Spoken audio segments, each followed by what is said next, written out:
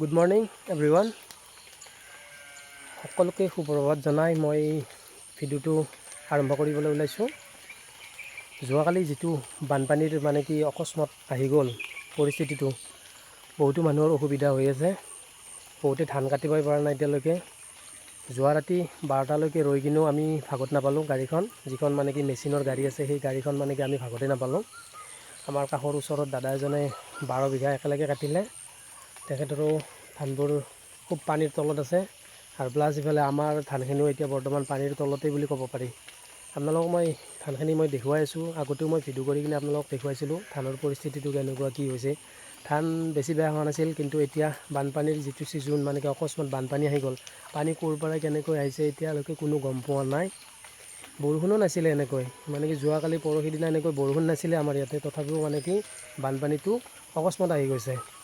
এতিয়া ধানৰ গুৰিত কিমান পানী আছে আপোনালোকক মই ধানখিনি দেখুৱাবলৈ ওলাইছোঁ। আপোনালোকে এই ভিডিঅ'টো একদম শেষলৈকে যাব। এতিয়া ইয়াৰ পৰাই মই পানী খচি যাই আছোঁ। পানী কিমান আছে সেইখিনি চাব লাগিব না। মেচিনৰ গাড়ীখনে কিমান বা কাটিব পাৰে সেইটোও চাব লাগিব।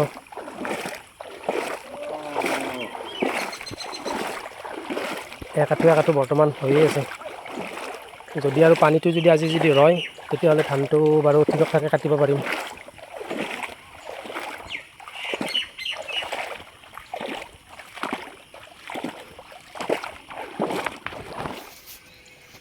এইখিনিয়ে ধান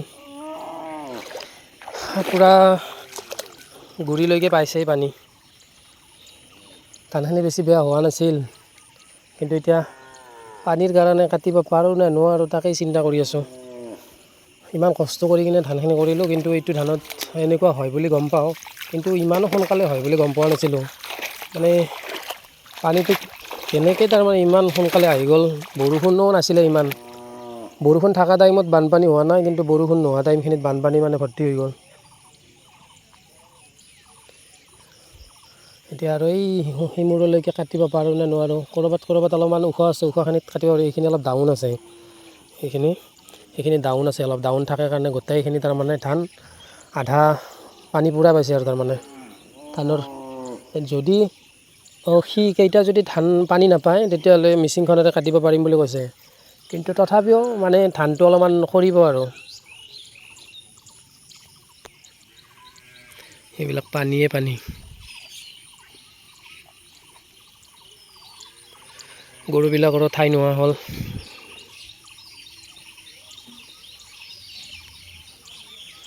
বাকী আৰু এই আগৰ ফালেও কাৰোবাৰ এনেকৈ আমাৰ কাষৰে ধান আছে, সিহঁতেও কাটিব পৰা নাই। এতিয়া গোটেইখিনি পানীৰ তলত।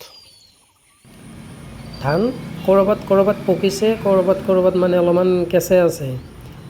এতিয়া কেঁচাই থাকিলেওতো নহ'ব, কাটিবতো লাগিবই, নহ'লে বা এই পানীৰ তলত আকৌ যিখিনি ধান পাবলৈ আমি আছোঁ সেইখিনিও নাপাম। সেইকাৰণে আমি ভাবিছোঁ আজি কেঁচাই হওক বা পকাই হওক গোটেইখিনি কাটি শেষ কৰিম আৰু।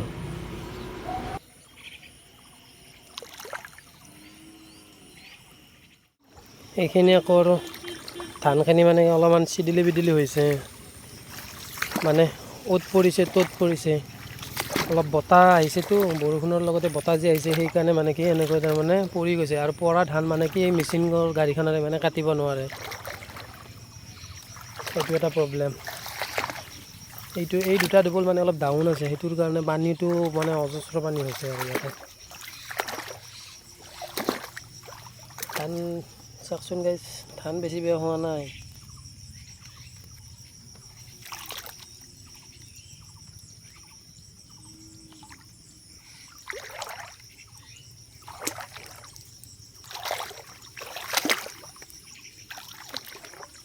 পকিছেও, মাজে মাজে পকিছে। আজি কাটিব নোৱাৰিলে আৰু কি হয় একো গমেই নাপাম আৰু।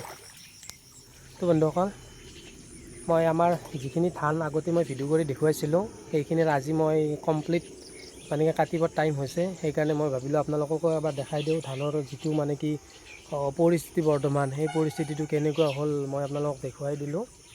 আজি যদি আৰু মেচিন যদি ভাগত নাপাওঁ, তেতিয়াহ'লে আৰু মানুহৰ লগাই হ'লেও কাটিব লাগিব আৰু ধানখিনি। সেইকাৰণে কি কৰোঁ চাওঁ, যদি মেচিনৰ গাড়ীখন আহে আজিতো পাৰিম কাটিব, কিন্তু আজিৰ পিছত হ'লে কিন্তু নোৱাৰিম কাটিব। তো ভিডিঅ'টো আজিলৈ ইমানেই আছিল। ধন্যবাদ।